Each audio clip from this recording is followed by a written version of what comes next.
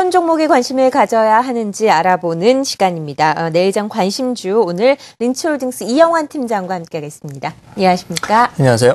네. IT 부품주 기대치가 낮아지고 있는 상황에서 오히려 IT 부품주 안에서 좀 종목을 선별해보는 것도 좋은 방법이라고 말씀을 하셨는데요. 차별적으로 강세를 보일 것 같은 기업 어떤 기업인지 소개를 해주시죠. 오늘 시장을 보니까 IT 부품주에 대한 기대치를 완전 저버리는 그런 매도세가 좀 많이 나오더라고요. 그중에서 좀 강세를 보일 것만 차별적 흐름을 보일 수 있는 기업들을 좀 찾아봐야 될 것 같습니다. 우선 FPCB 제조 납품업체인 이 인터플렉스라는 기업입니다. 이 IT 부품주들에 대한 기대치가 낮아지고 있는 가운데 이 인터플렉스는 지난 목요일 2분기 예상 실적을 공정 건시로 발표를 했거든요. 네. 이제 그 다음 날인 금요일 날 6개 증권사에서 목표가 상향 리포트가 쏟아졌습니다. 최근의 IT 부품주의 흐름과는 상당히 반대되는 흐름인데요. 최근 IT 부품주에 대한 리포트가 이렇게 강하게 나오기는 쉽지 않은데 최근 기업들 중에서는 가장 뜨거운 관심이 아닐까 생각이 됩니다.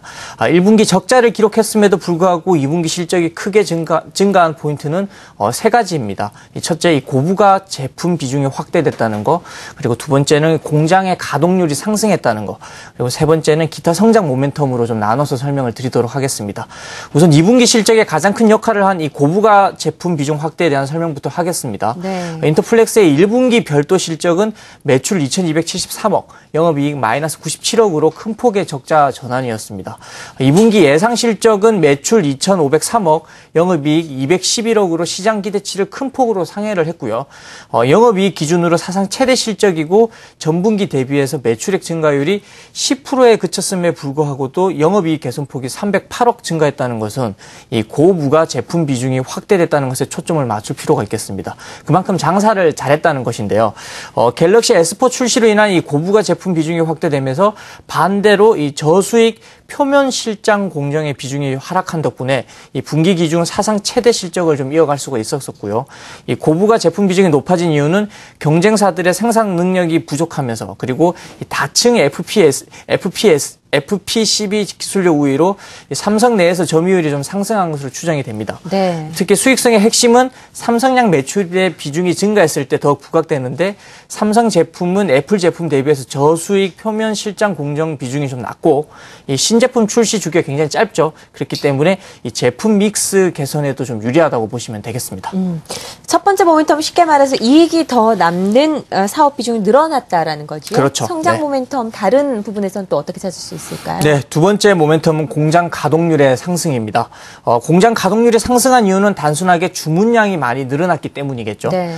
신제품 출시 일정을 먼저 짚어볼 필요가 있겠습니다. 인터플렉스는 전 세계 스마트폰 1위, 2위 업체인 삼성과 애플을 동시에 고객으로 가지고 있습니다. 네. 먼저 삼성전자는 갤럭시 S4에 대한 판매가 예상 밖의 어려움에 처하면서 이 갤럭시 노트 3에 대한 출시를 좀 서두르고 있습니다. 네. 8월부터 갤럭시 노트 3 생산되고 9월 6일인 이 독일 베를린 가전쇼에서 공개가 될 텐데요.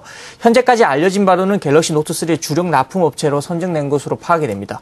뿐만 아니라 지금까지 부진했던 이 카메라 모듈용 FPCB도 1차 벤더로 납품할 전망이고요. 신규 스마트폰에 탑재되는 이 고부가 FPCB 납품함에 따라 제품 믹스 개선에도 좀 예상이 되고요. 애플의 신제품 출시도 좀 기대되는 상황입니다. 5월에 아이패드 미니 2를 생산을 시작을 했고 3분기 내에 중저가형 아이폰을 생산을 하고요. 그리고 9월 20일 날 이 대망의 아이폰 4S가 공개되면서 세 가지 신제품 출시가 줄줄이 대기 중입니다. 이 고객사의 신제품 출시는 2분기 호실적이 끝이 아니라 하반기 이 FPCB 매출은 지속적으로 상승할 기대치를 가질 수 있다고 보시면 되는데요. 이 주문량이 증가하면 당연히 공장 가동률이 상승을 하고 그럼으로 인해서 이 고정비 부담이 해소되면서 긍정적인 순환 과정을 거치게 됩니다. 공장 가동률이 최고 수준을 기록하면서 올해 예상 실적은 매출 1조 1,609억, 그리고 영업이익은 633억으로 역대 최대 실적을 기록할 것으로 기대됩니다. 네. 세 번째 기타 모멘텀은 앞으로의 성장성입니다. 현재는 매출이 큰 부분이 아니지만은 이 갤럭시 노트 3가 언브레이커블 제품으로 시범 생산된다는 이야기가 있는데요. 즉 깨지지 않는다는 이 구부러지는 제품이라고 보시면 되는데 상용화는 아니더라도 시범 생산이라는 것은 동사에 좀 의미가 있습니다. 이미 터치 센스 모듈화의 이 언브레이커블 디스플레이 패널 사업을 준비했기 때문에 이 플렉서블 디스플레이를 탑재한 스마트폰이 출시될 경우 이 인터플렉스의 터치 모듈이 탑재될 가능성이 높아 보입니다. 이 플렉서블용 터치는 인터플렉스가 이미 고객사와 협력을 통해서 같이 개발했기 때문에 국내에서는 인터플렉스가 유일한 생산업체라고 보시면 되겠습니다.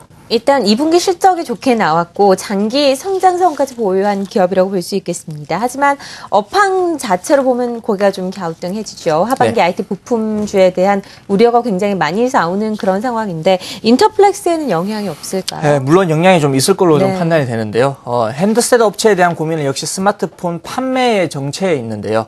이 선진국을 중심으로 보급률이 상당한 수준까지 올라왔고 이 차기 시장인 중국에서도 중저가 스마트폰이 성장세를 좀 보이고 있기 때문에 이 하이엔드 스마트폰 제조업사들의 성장세는 좀 한풀 꺾일 것으로 보고 있죠. 완제품사의 실적 부진은 곧바로 이 부품사들의 실적 부진으로 이어지기 때문에 인터플렉스도 좀 마찬가지일 겁니다. 올해 국내 FPCB 업체들의 생산 능력이 지난해에 이어서 비해 30% 이상 증가할 전망인데 문제는 대부분의 증설 라인이 하반기에 가동된다는 점인데요. 하반기 수요가 예상보다 부진할 경우 그 단가 인하는 좀 불가피해 보이고요. 이 인터플렉스에 대해서 이에 대한 고민 대비해서 이 고객 업체의 다변화도 좀 추진 중입니다. 모토로라, 노키아, HTC 등의 주요 기업들의 물량이 늘어나는 추세고요. 그리고 우리가 보고 있는 중국 시장의 다변화를 추진하고 있는데 중국에서는 화웨이 그리고 오포와 같은 기업들과도 협의하면서 이 중국 시장 개척도 본격화할 예정입니다. 네. 인터플렉스의 매매 포인트 짚어보겠습니다. 지난주 목요일에 흐름이 좋았습니다. 11% 넘게 급등을 했다가 금요일과 오늘 좀 쉬어가는 움직임이 나타나고 있는데요. 매수가 목표가 어떻게 정하면 좋을까요? 네, 차트를 좀 보겠습니다. 네. 다른 핸드셋 업체와 비해서 먼저 주가가 하락했기 때문에 지금 이렇게 장기 이평선을 비롯해서 단기 이평선이 한 곳에 집중되어 있는 유일한 그 핸드셋 업체라고 좀 보시면 되겠는데요.